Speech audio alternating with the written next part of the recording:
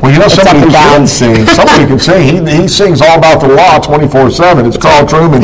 Now, are you a good singer? No, I won't be singing. He's like, do not You're put me a on good the singer this spot. holiday. Okay.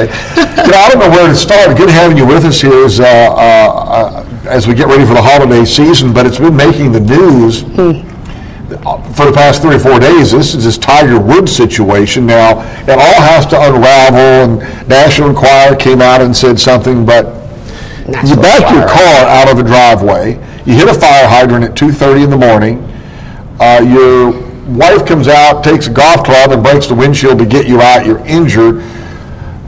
Tiger Woods is not talking to the police, or he hasn't said very much to them outside of his address and his license. What's going on here?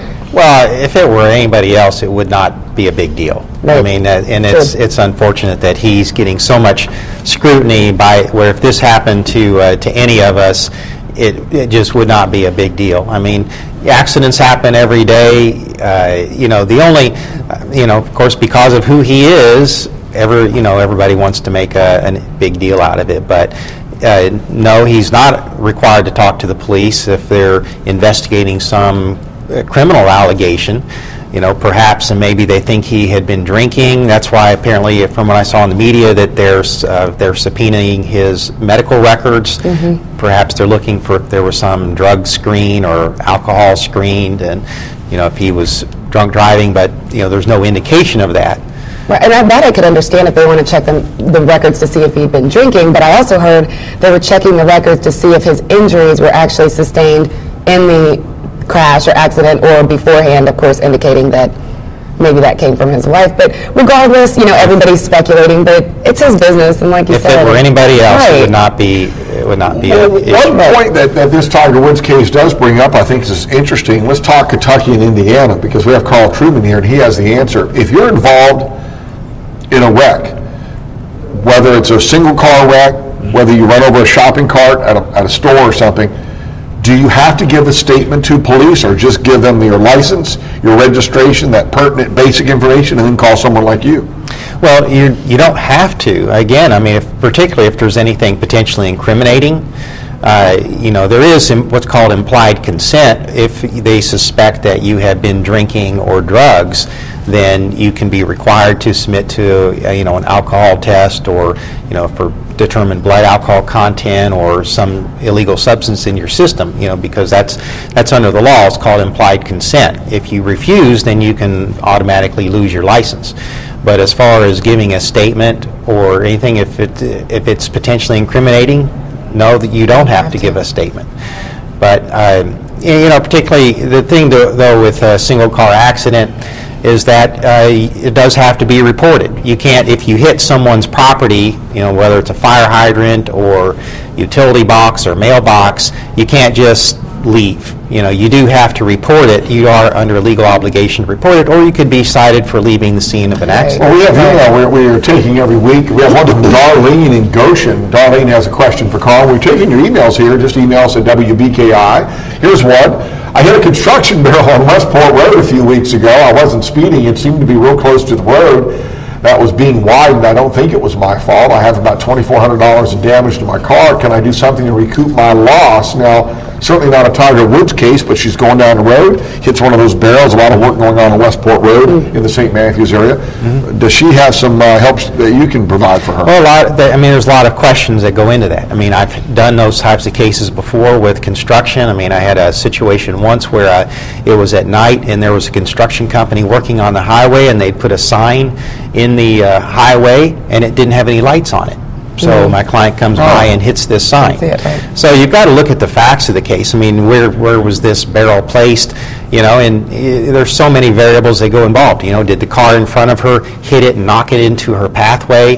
Did they put it in the road where it shouldn't have been? So there's a lot of questions, and that's why that when people call me, we need to ask more questions. There's really no simple answers to questions when it comes to legal situations, because you always have to look at different angles because it's just not that simple. And when you say it's just always important to just document everything, write down what time it happened exactly, because when you are questioned, to be able to give those answers quickly. Documentation, and that's why getting police report is important to document what happened. And we've talked about in prior shows about witness statements and making sure you know who was there, and a lot of things that go into that.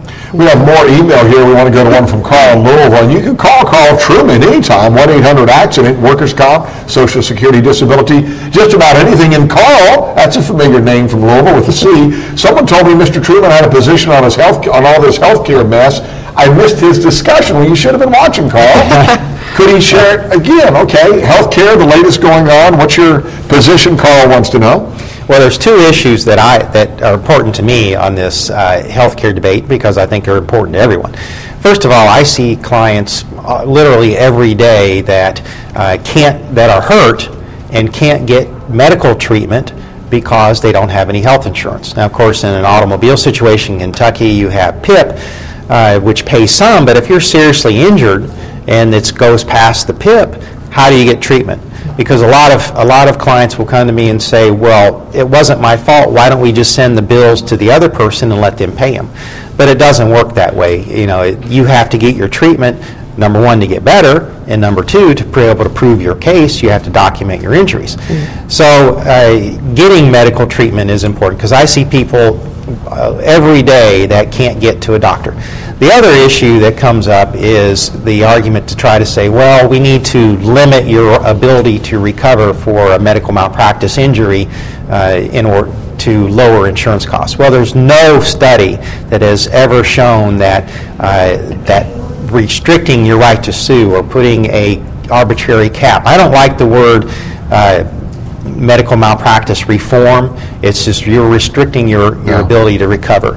And all that does is make more money for the insurance companies. Okay. All right, and I think we have another email from Sam in Louisville. Sam writes in, he has questions for Carl. He says, I have no health insurance. When my wife or I get sick, I have to go to the ER. Since we are lower income, what happens if a doctor does us wrong? Do we have rights?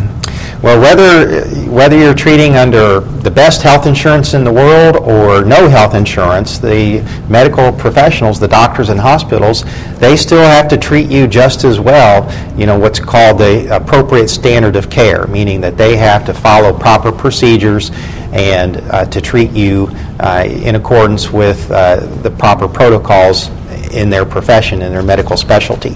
And again, this kind of ties in is what we were talking about, that those that want to restrict your ability to recover for damages, if you are hurt by a medical mistake, which happens every day across the country, people are hurt by medical mistakes. So you should not be restricted to your ability to hold someone accountable just to get medical care. Okay. Well, that's why he's called Truman, because he has the answers. Isn't it fun? It's just to have someone. You can go to his blog, you can go to his website, and you can learn so much. And we always just encourage you to, if you have any questions, call Carl, because he has the answers. Great. Thank you. Carl. Thanks, Carl.